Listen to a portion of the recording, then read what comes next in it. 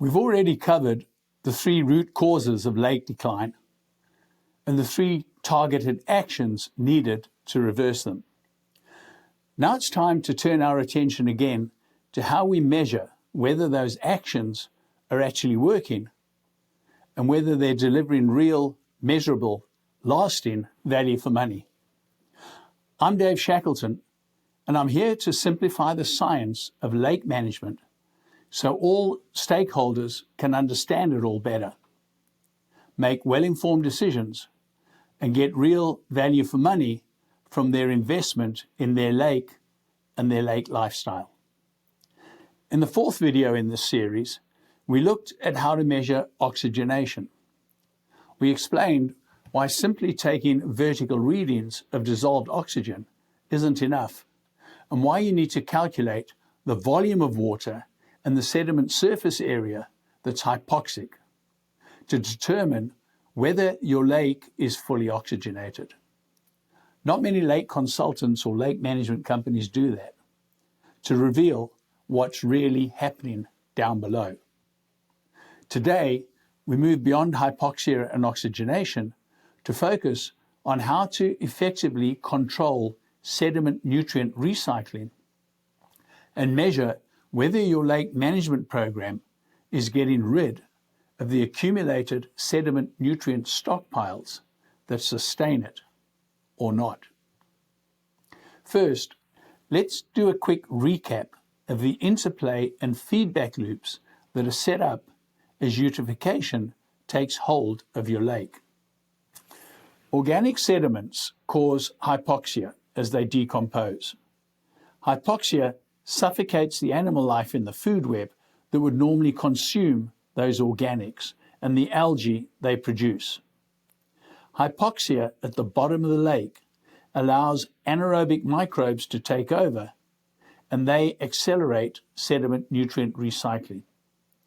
Nutrient recycling fuels more algae growth, more excess that sinks to the bottom and consumes more oxygen as it decomposes to produce more hypoxia.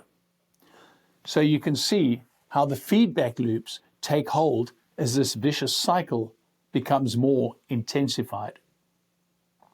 Why that is important is because when these conditions exist, they create a perfect environment for toxic cyanobacteria to dominate the uptake of nutrients recycled from the sediment, displace beneficial algae, and produce toxic HABs that cause the lake to be shut down and destroy your lake lifestyle. In hypoxic conditions, that sediment nutrient stockpile just keeps compounding and growing. And the more it does so, the more it sucks the lake into a downward spiral from below. And if you're not measuring that sediment accumulation, you're unaware of what's happening deep down at the bottom of your lake until it's too late. I'm not a great fan of horror movies and science fiction, but one of our clients explained it using this analogy. It's like something out of a horror story. Deep beneath the surface, the sediment becomes a kind of sludge Hydra, like Medusa, a beast from ancient Greek mythology, fed and sustained by decay. Each head of the Hydra represents a visible symptom: algae blooms, dense invasive weeds, fish kills, or toxic cyanobacterial slicks. But these aren't the root of the problem. They're just the many Medusa's masks that it shows when it pokes its head up at the surface. The true body and power of the beast is the muck below, where nutrients, waste, and organic rot accumulate, consuming oxygen and feeding itself with its own waste. The more of this foul, slimy excrement it creates, the more it can consume. Whenever people try to fight it with algicides, herbicides, or phosphorus precipitants, they're striking at the heads. The lake might briefly look better, but as the legend warns, every time you cut one head off, 2 more grow back. Why? Because of the power of feedback. Each treatment leaves a trail of corpses, dead algae, dead weeds, dead fish, that settle to the bottom and feed the Hydra's bloated belly. That is exactly what the Government Accountability Office report pointed out. Algicides end up producing more organic sediment, which produces more algae. The beast feeds on the very detritus produced by these futile attempts to control it.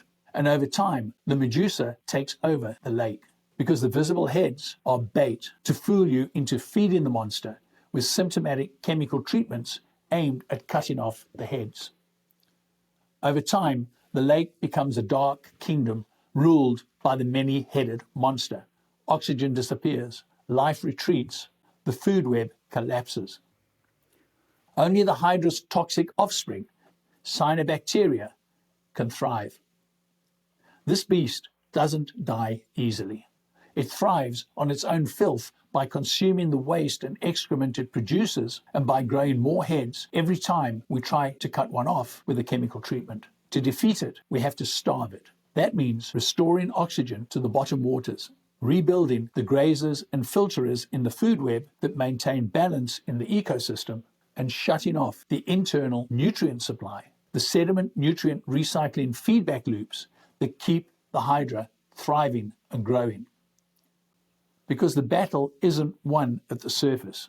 It's deeper down, where decay becomes destiny, and from where the lake itself is slowly subverted and strangled.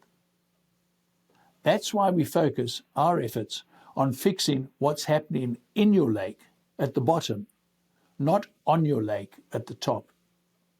But how do we quantify the taming of a self-sustaining monster that lives by feeding itself more and more muck and detritus that it created for itself? We don't measure it in myths or metaphors, as interesting as they might be. We measure it in inches, feet, and meters and cubic yards. As the Hydra dies, its collapse is charted by the shrinking of the sludge volume, and that's something we can track scientifically with data. Some people try to poke a pole into the sediment to see how much further they need to push it before it hits the hard bottom, and take that as a measurement of how thick and soft, mucky organic sediment is. That's futile and unscientific for a number of reasons. It only gives a measurement of the few points where you're poking your pole. You can only poke your pole in the shallow parts where you can reach the bottom, but most of the slimy organic sediment migrates to the deepest parts that you can't reach with your pole. Mucky organic sediment is fluid and plastic, so it flows and moves with wave action, new organic deposits and so on. So a change in one spot doesn't mean that change has happened throughout the lake. The only way to quantify changes in the amount of sediment in a water body is by using bathymetric sonar scanning, because that takes accurate, detailed measurements 20 times every second. That adds up to hundreds of thousands and millions of individual measurements across the whole lake.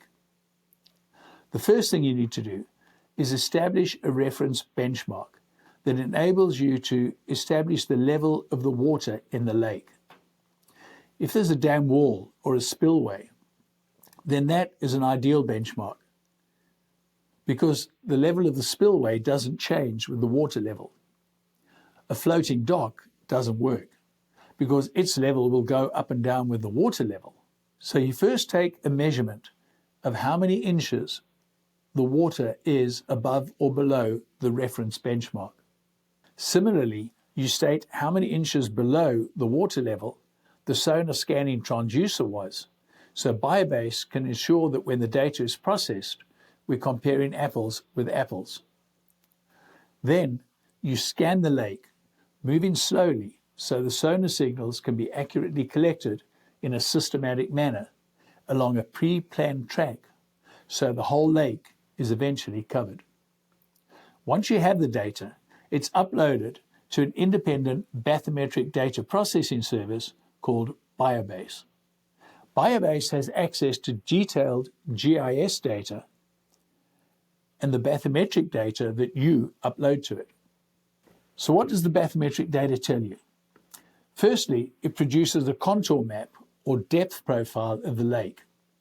Over time, that allows you to see how the bottom profile of the lake changes. For instance, you can see how at this end of the reservoir, it was really shallow, 2 or 3 feet deep in 2017. 5 years later, you can see that where we only had 2 or 3 feet contours, we now have 5, 6, and 7 foot contours. So we can clearly see the reservoir is deepening, which means the volume of sediment has reduced. We can draw a transect down the length of the lake and flip the view by 90 degrees to look at it in profile and see how the depth has changed. The sonar scans also quantify the density of aquatic vegetation, in this case invasive milfoil and hydrilla, that was growing in the organic muck that had accumulated in these shallow areas. The color gradients show red where these invasive weeds are densest and occupying virtually the whole water column, and transition to orange, yellow, green, and then blue where there's no aquatic vegetation in the water column. This blue line highlights the 10-foot contour. As you can see, in 2017, these invasive weeds had taken over everywhere that was 10 feet deep or less. Over a period of 5 years, our bio-dredging program digested away that organic sediment that the invasive weeds were rooting in. The bathymetric data also enables us to calculate the total volume of water in the lake. In 2017, there was 155 acre-feet, or 250,000 cubic yards of water. In 2022, there was 240 acre-feet, or 388,000 cubic yards of water, an increase in water volume of 138,000 cubic yards. What that means is that the amount of sediment was reduced by 138,000 cubic yards. That means the storage capacity of the reservoir increased by over 50%. Conservative estimates are that it costs at least $75 per cubic yard to physically dredge away sediment from a lake. So that would have cost about $10 million. By bio-dredging, not only was the cost over 5 years just a few $100,000, there was no disruption to the shoreline, no messy, slimy muck being hauled out, no heavy trucks damaging the roads as they hauled the muck away for disposal. To haul away 138,000 cubic yards in 15 cubic yard trucks would take over 9,000 truckloads. Can you imagine the cost of that? Not just in the fuel and operating costs of the trucks, but in the cost of rebuilding the damage to the roads once the job was completed. The main reason that so many consultants and lake management companies don't do this sort of accurate scientific measurement is because it will expose how the use of algicides and herbicides and phosphorus precipitants actually increases the amount of organic sediment and reduces the water volume in the lake. We saw that here at Lake Rogerene, where the weeds were so dense that it was decided to nuke them with herbicides in March 2020 to clear the way for a bio-dredging program to take place. We did a bathymetric scan of the lake before the herbicides were applied. The average depth of the lake was 6.3 feet, and the total volume was just over 70,000 cubic meters. 2 months after the herbicide had been applied and the weeds had died down and decomposed, we repeated the scan. It showed that the average depth of the lake had reduced by 6 inches to 5.8 feet. So that's an average of 6 inches of additional decomposed, nutrient-rich organic biomass that's been added to the sediment. That was the equivalent of nearly 5,500 cubic meters of sediment that had been added. Fortunately, by the end of 2022, nearly 10,000 cubic meters of organic sediment had been bio-dredged away, and the average depth of the lake had increased to 7.1 feet. That is how you measure and quantify the effect that algicides and herbicides are having on your sediment nutrient stockpiles, and on how effective bio-dredging is at getting rid of it. If your annual lake report isn't giving you that data, it's time you demanded it. Because without it, you're blind to what is really happening at the bottom of your lake, and you have no idea how far sediment accumulation has progressed, or to what extent it has created a self-sustaining nutrient supply of recycled nutrients that's going to help cyanobacteria dominate and produce toxic HABs that will become a public health threat, causing your lake to be shut down, your property value to plummet, and your lake lifestyle to be lost. Hit the subscribe button to be notified when the next video will be uploaded, which will explain how to measure what matters when it comes to phytoplankton, algae and cyanobacteria in your lake, so you can get a true and meaningful understanding of your HAB risk and measure whether the lake management plan you're paying for is making things better or worse. And share this with anyone you think also needs to know more about this important information.